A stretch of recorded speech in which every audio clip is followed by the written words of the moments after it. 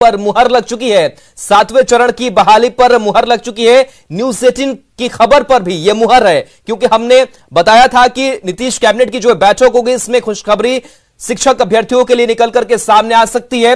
तो न्यूज़ 18 की खबर पर भी मुहर और नीतीश कैबिनेट में भी मुहर लगी है। शिक्षा नियमावली 2023 पर मुहर लगी है। नए फैसले के अनुसार अब शिक्षक राज्य कर्मी होंगे। तो अब शिक्षक अभ्यर्थियों के लिए बड़ी खुशखबरी, और शिक्षक अभ्यर्थी लगातार 7वें चरण की बहाली की मांग कर रहे थे। संजय फोन लाइन पर है। संजय, शिक्षक अभ्यर्थियों के लिए बड़ी खुशखबरी निकल करके सामने आई है। नई नियमावली पर मुहर लग गई है। क्या इस नई नियमावली में और किस तरीके से इसका फायदा अब सीधे शिक्षक अभ्यर्थियों को होने जा रहा है? देखिए, निश्चित तौर पर बिहार के शिक्षा महकमे से एक बहुत बड़ी खबर है और लाखों अभ्यर्थियों के लिए जो लंबे अरसे से वो अपनी उम्मीद लगाए हुए थे, सरकार ने उनकी उम्मीदों को आज पूरा किया है। और बिहार में बिहार राज्य विद्यालय अध्यापक नियमावली 2023 को नीतीश कैबिनेट ने अभी से थोड़ी देर पहले मंजूरी दे दी है और इसमें कई बदलाव लाए गए हैं। अब इसमें बदलाव के तहत सबसे बड़ी बात यही होगी कि जो शिक्षक होंगे राज्य सरकार के कर्मी होंगे, और राज्य सरकार के कर्मियों को जो सुविधा मिल रही है वेतन से लेकर पेंशन तक और जो दूसरी सुविधाएं हैं, वो सारी सुविधाएं अब शिक्षक जो अभ्यर्थी होंगे, जो शिक्षक बहाल होंगे, उनको मिलेगी। और 3 बार उनको एग्जाम देने का मौका मिलेगा।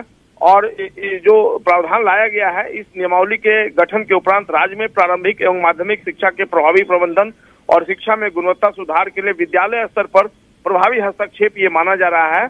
और बिहार सरकार के नियंत्रणाधीन जितने भी विद्यालय हैं, तो उससे अध्यापकों के एक नए संवर्ग का गठन हो सकेगा जो राज्य कर्मी की तरह होगा। इसके अलावा वर्तमान में पंचायती राज संस्था एवं नगर निकाय के अंतर्गत नियुक्त कर्मी भी इस नियमावली की नियुक्ति प्रक्रिया के माध्यम से राज्य कर्मी के नए संवर्ग में, यानी जो पंचायत शिक्षक है, नगर निकाय के शिक्षक है, उनको भी इसके माध्यम से परीक्षा में बैठने की अनुमति होगी और वो भी राज्य कर्मी बन सकते हैं।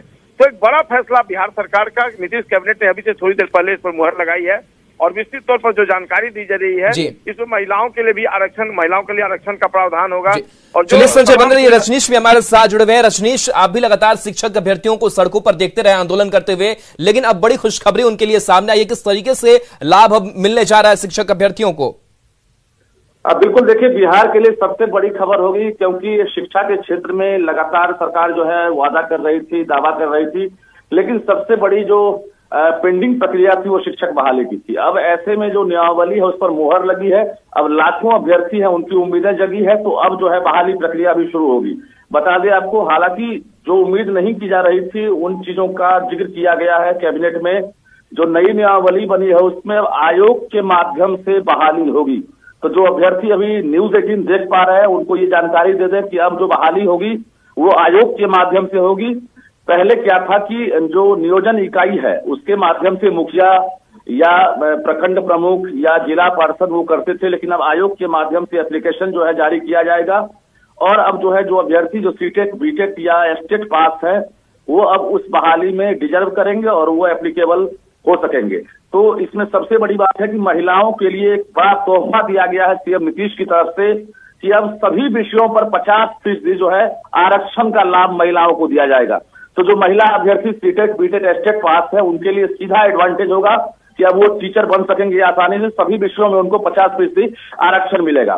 3 लाख सीटें खाली है बिहार में, उसमें टीचर्स हैं, लाइब्रेरियन है, कंप्यूटर टीचर है, तमाम लोगों को अब फायदा मिलेगा। और 3 लाख में एक तरह से कहें तो माध्यमिक हो या फिर प्रारंभिक हो, दोनों की बहाली शुरू होगी। सबसे पहले ये बताया जा रहा है कि माध्यमिक के लिए विज्ञापन जारी होगा, उसके बाद क्लास 1 to 8 यानी प्रारंभिक के लिए विज्ञापन जारी होगा।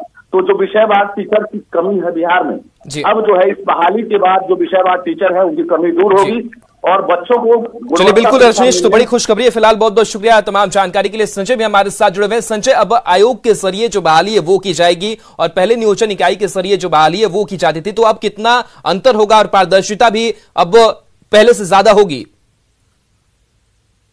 शिक्षक नियुक्त होते थे बिहार में, नियोजन इकाई के माध्यम से होते थे और वो राज्य सरकार के कर्मी नहीं माने जाते थे, तो कहीं ना कहीं उनको चूसती थी ये बात।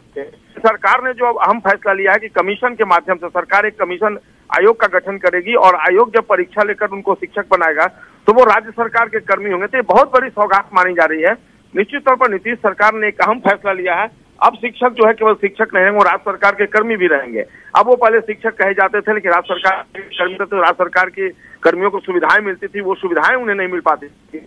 लेकिन सब बातें अतीत की हो जाएंगी। अब नए शिक्षक जो होंगे वो बिहार सरकार के एम्प्लॉय होंगे, यह बहुत बड़ी सौगात है उनके लिए। और निश्चित तौर पर आयोग जो है उनको 3 बार परीक्षा करेगा, 3 बार वो एग्जाम में अपियर होंगे और इन तीनों बार में सेलेक्ट हो जाते हैं तो वो राज्य सरकार के एम्प्लॉय होंगे। ये बहुत बड़ी सौगात। और जो शिक्षक क्षेत्र से, जो शिक्षा जगत से जो लोग हैं जिन्होंने उम्मीद लगा रखी थी, लाखों छात्र लगातार सड़कों पर प्रदर्शन कर रहे थे आखिरकार, और मुख्यमंत्री ने कई बार आश्वासन भी दिया, सार्वजनिक मंच से उन्होंने कहा कि आप पेशेंस रखिए, सरकार आपके लिए बड़ी चीजें लाएगी। और आखिरकार मुख्यमंत्री ने जो कहा छात्रों और अभ्यर्थियों से उसको पूरा किया उन्होंने, और आज सरकार का वायदा पूरा हुआ होता दिख रहा है। और निश्चित तौर पर एक बहुत बड़ी सौगात शिक्षा जगत के लिए और लाखों ऐसे अभ्यर्थियों के लिए जो शिक्षक बनने का स्वप्न संजोए हुए थे, अब वो बिहार सरकार के कर्मी होंगे। जी, अब इस नई नियमावली पर मुहर लग चुकी है, लेकिन कहीं ना कहीं जो शिक्षक अभ्यर्थी हैं वो भी इस बात का इंतजार कर रहे होंगे कि आखिर जो पूरी प्रक्रिया होगी उसमें कितना वक्त लगेगा और कितनी जल्दी हमारी बहाली हो सकेगी। वक्त क्या लग सकता है, क्या लग रहा है इसके बाद से, अब मुहर लगने के बाद?